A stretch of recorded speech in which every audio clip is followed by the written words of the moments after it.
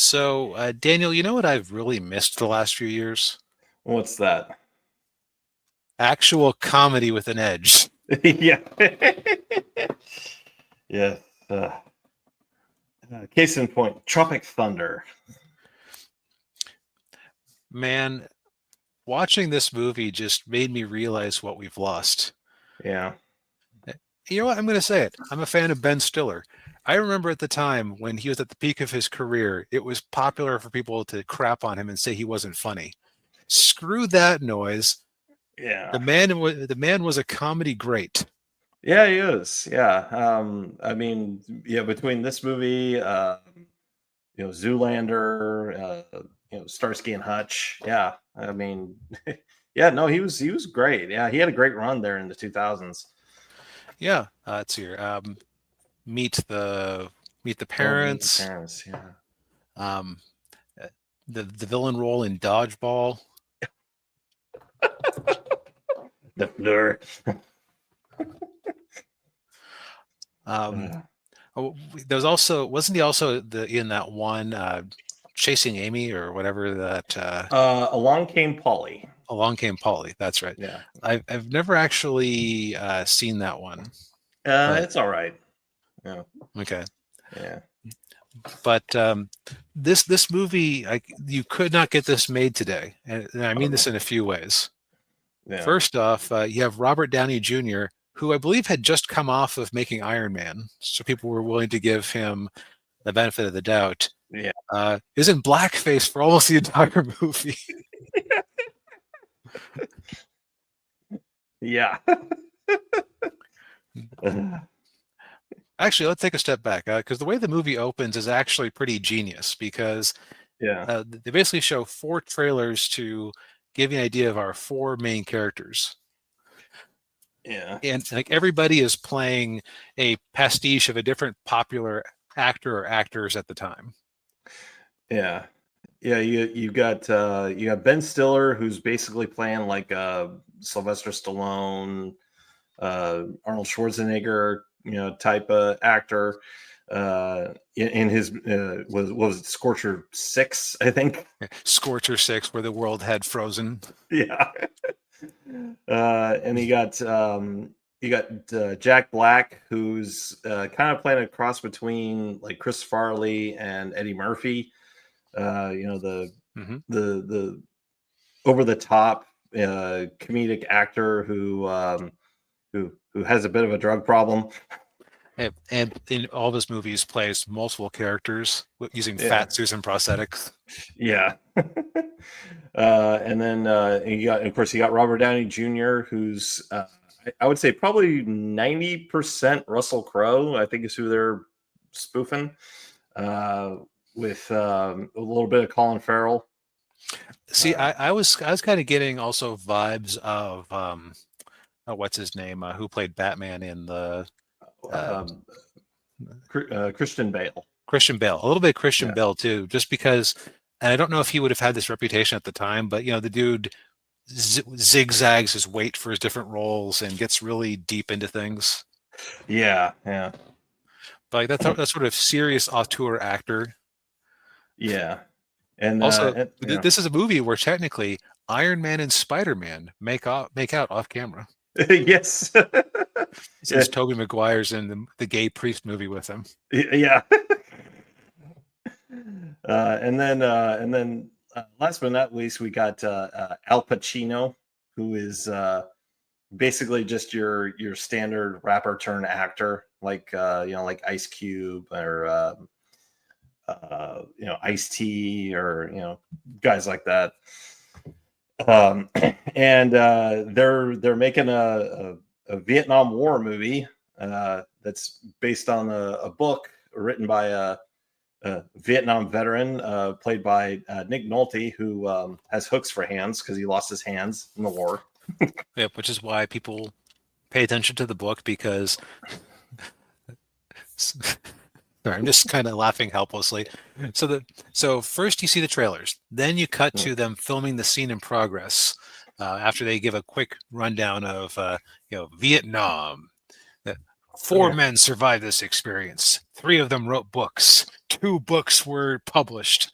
1 book was turned into a movie, and that is this movie. Yeah. Yeah. And see, I've actually a pretty good opening action scene that eventually you realize it's just them doing a cut. Yeah. And you quickly set up Ben Stiller's character is he's trying to act, but he really can't. Yeah.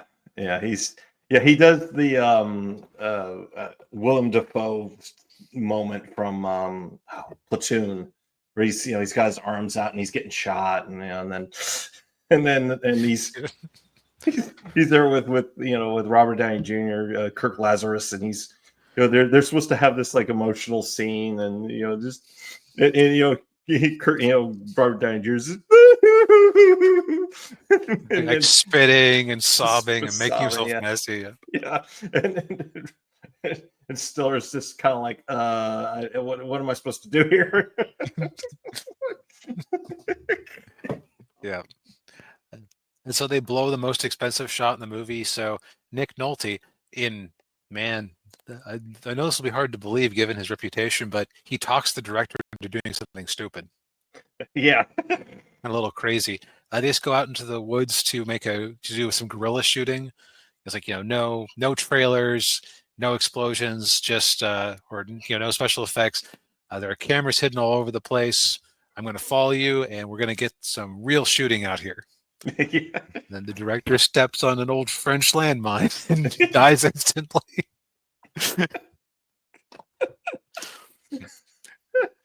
It's so it's like, oh, well, he thinks it's fake. Like, oh, ha ha ha, fake. What, you think I don't know what a prop head looks like? Yeah, it's just the blood. It's just corn syrup. It's just blood flavored corn syrup. Standard stuff.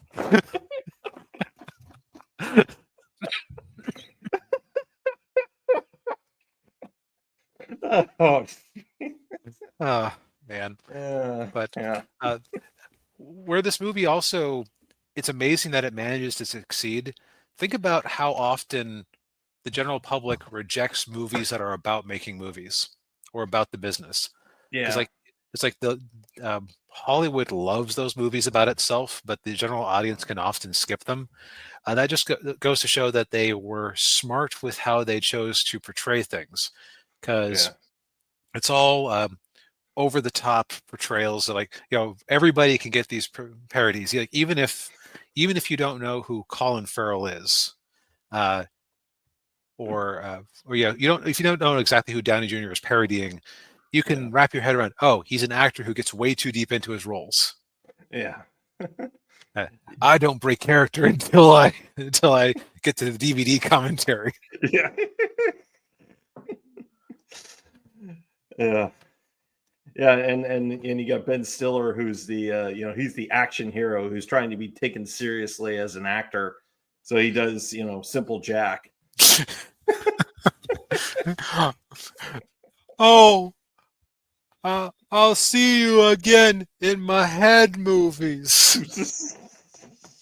And I had never noticed this detail before, but the way they portray him is he runs through fields trying to hit butterflies with a big hammer. That's like the most ridiculous visual.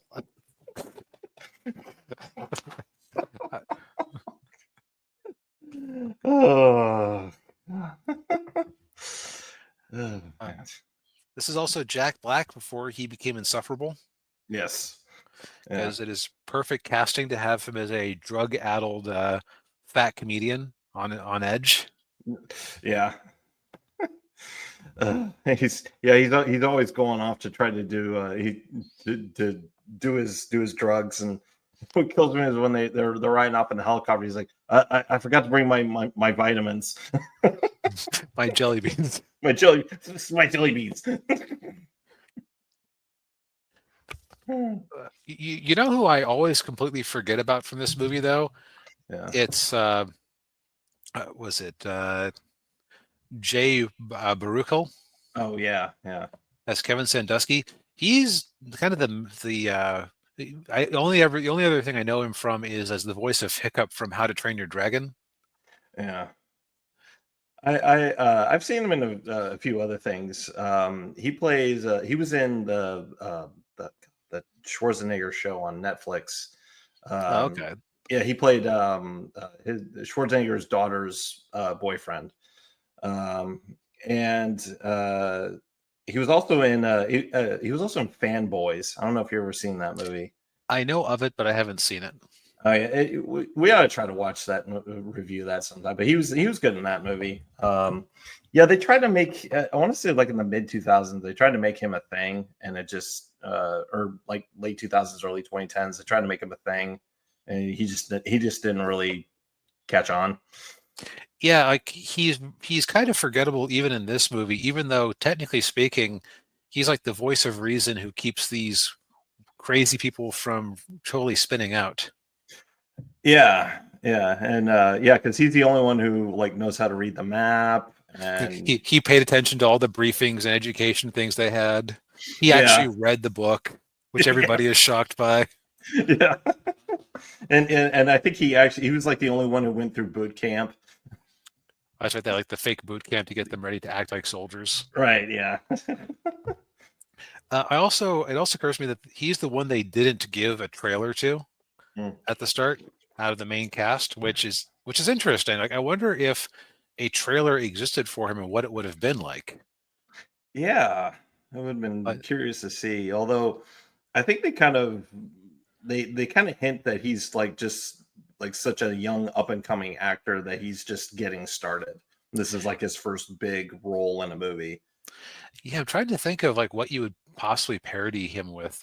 I guess you could have him being a minor character in the background or something. Like, Yeah, but I think it's because it did, I guess that's why he's not as memorable as he's the one guy who doesn't really have a comedic foil yeah. The or only thing I comedic foible. I meant to say. foil, yeah, yeah.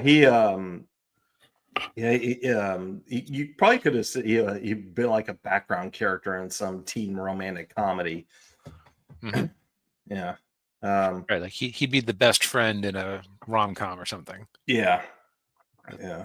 But but yeah, so our actors end up getting lost in the Oh, jungle, and and then and then the last one is Brandon T. Jackson as Al Pacino, oh who yeah, I yeah, noticed yeah. you were driving by a little bit, and that's because he kind of has the least to do in this movie, aside from being offended at Robert Downey Jr. Having be an Australian guy with an extremely stereotypical Southern black accent. Yeah. What do you mean, you people? What do you mean, you people? Yeah, it's like God, like they're stopping to make camp. Oh, uh, uh, oh man, you guys are in for a treat. Uh, there'll be some crawdads in that river, and I'll get some. I can turn these vegetables into, or I can turn these water plants into, or collard green up these water plants, and we'll be eating good. And there's Al Pacino just like getting so pissed off at him. Yeah.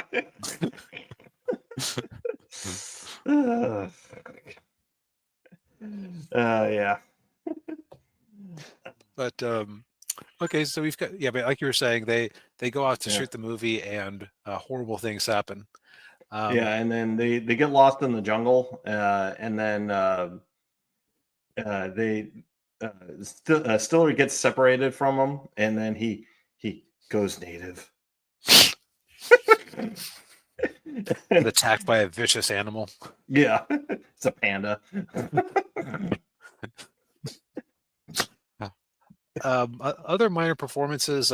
This movie, you could argue, is why Tom Cruise managed to get Oh, back onto the career path yeah, after the couch incident, where that kind of derailed him for a few years, just because he's playing a fat he's playing a fat movie producer, Les yeah, Grossman, which is a genius pun. I realized after watching this when I was older and wiser. yeah, yes. Yeah, and I remember watching like a behind the scenes video, and it was actually Tom Cruise's idea to give him these like big meaty hands Yeah, and hairy arms. Yeah. Yeah, he's just very vulgar and very angry movie producer. Yeah. He he's um and I think doing this role and being kind of being comedic and not taking himself too seriously. Yes, I think scored a lot of points for him with the public. Also, I hadn't seen very many Tom Cruise movies at the time, so when you get to the credits and they say Les Grossman played by Tom Cruise, I was like, "What?" Yeah. Yeah, he's almost unrecognizable. Yeah, he's kind of like like Colin Farrell in the Penguin. Like you look at him like what? No. Yeah, only because I knew the gag, I could recognize his eyes and a bit of his facial structure. Yeah, Yeah. definitely they put some effort into him. Oh yeah. And last but not least, we got Ben Stiller's agent in the movie is played by Matthew McConaughey. Because of course, 2000s, those two were attached to the hip in every movie. Yeah. Actually, the agent was originally going to be played by Owen Wilson. That's a lateral move. Yeah, Oh wait, no, Owen I am thinking of Owen Wilson. Duh. Oh, See, okay. I always lump them in my head as the same actor, so that's my bad. They're both blonde Texans. They're about the same age, so yeah, it's easy to get those two mixed up. But Owen Wilson, he was supposed to play the agent, but he was having some personal issues at the time, so he couldn't do it. But yeah, he's McConaughey's just obsessed with getting Stiller his TiVo. Because he only thinks that Stiller is looking at a different agency, so this is his way to prove. See, your contract said you get a TiVo. I brought you your TiVo. Yeah. Yeah. But yeah, so what ends up happening is they get into a real life situation. So if you've listened to all this and you've never seen this movie, why are you continuing to watch us? Go. Yes. Go now. It's like the last great American comedy that Hollywood put out before they got all PC and woke and afraid of offending people. Yes. And or catering to China. Yeah. Yeah. Incidentally, because of the whole tariff nonsense going on right now, China is apparently boycotting Hollywood movies. And my first reaction was, good. Now they'll make them for Americans. Yes, exactly. Yeah. But yeah, go watch this movie. It's on Paramount Plus. Or go rent it, or go find a Blu-ray or DVD somewhere. It's worth it. If you can find the DVD, I have listened to the commentary track on this before, though it's been a while. But remember, I mentioned that Robert Downey Jr.'s character mentions that he never breaks character until the commentary track. Yes. So he is in character as his blackface persona through most of the movie. Then towards the end, when he starts taking that costume off, he switches to being his Australian persona.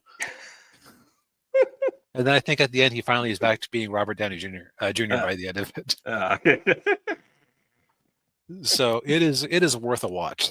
Yeah. All right. Yeah. Nice. I need to do that again. Yeah, I need to do that. Yeah, because I've never seen it.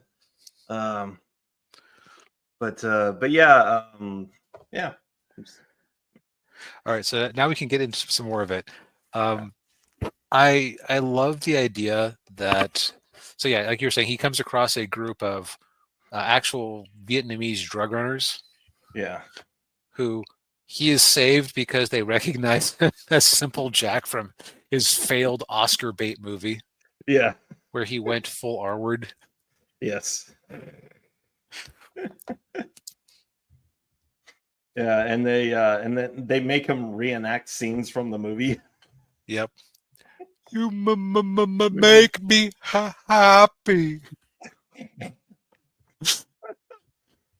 Jeez. Yeah, and what kills me is there's a little Apocalypse Now reference in there. Right, when they come to rescue him, it's totally like I didn't get this at the time, but now I totally okay. Like it's all visually Apocalypse Now with Robert Yeah. Downey Jr. trying to bring him back, and him going, "What are you talking about? I am home. I I'm am. I'm performing to a live audience 5 times a day.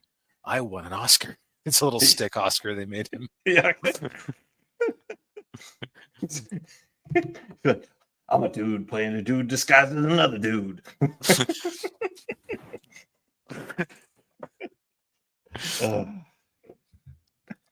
But yeah, that's the other thing. I kind of like when they do that.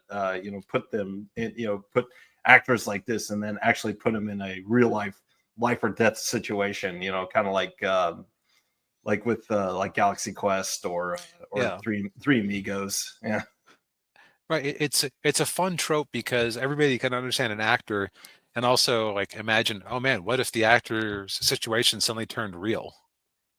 yeah. Oh yeah, Um, yeah, let's see here. I don't have a whole lot of negatives about this. There are some jokes that, like if you see them coming because you've seen the movie before, don't land as hard as they did the first time because there's yeah, like a good amount of this move, the comedy in this movie is based on shock value. yeah, yeah. But like that isn't like your first time out, you're going to have an amazing time, and your second time out, you're bound to notice references you didn't notice before.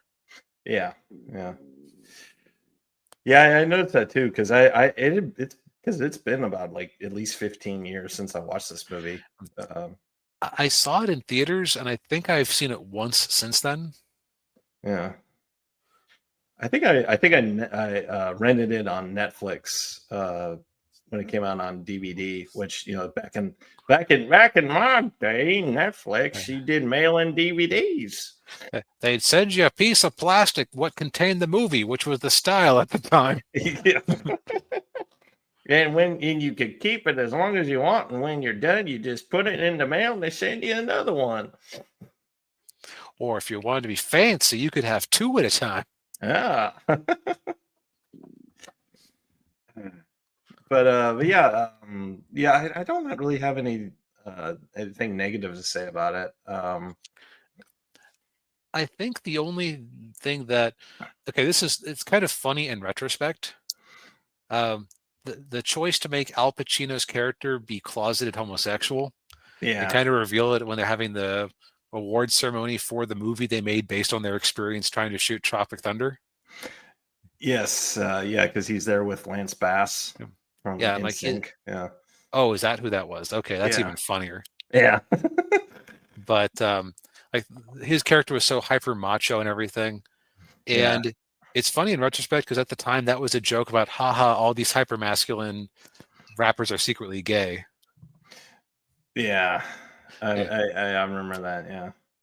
like man, how the culture has changed in 15 years. Yes. Yeah. Yeah, Yeah. ironically, it's like it almost is more just like accepting just because it's not rubbing your face in it. Like it is a joke, and like you could go kind of write it yourself and go, oh, his near life and death experience kind of made him realize that he should just be himself. Yeah. Although that isn't in the text of the movie, it's just something you could come up with. Yeah. The other thing too I want to mention was when Stiller wins the Oscar Yeah. and John Voight's sitting in front of him. Yeah, it looks really disappointed that he didn't win. Yeah, well, he actually did that with there was some movie. Yeah, he was nominated for an Oscar for, and he lost, and he was really mad about it. Might have been was it, I think Midnight Cowboy. It might have been that movie. Okay. But yeah, but that was a reference to that, so he was kind of poking fun at himself. I think that's what makes this movie work is that everybody is willing to just have fun and swing for the fences and look ridiculous. Yeah, yeah. And the only one really playing themselves is Jack Black. Although I don't know that Jack Black has ever had a drug problem. Yeah, I don't know. He might have. He is the closest to just being himself in this Yeah, one. that's true. Yeah. Yeah, because Ben Stiller is not an action hero. No, although dude is jacked in this movie, and this is before they would have had CGI to enhance him post hoc. So Yeah, that's true. Yeah. But yeah. Don't think I have anything else. A strong finish for I think a fairly mediocre week. Yeah, I think so. Yeah. Yep. Yeah. Well,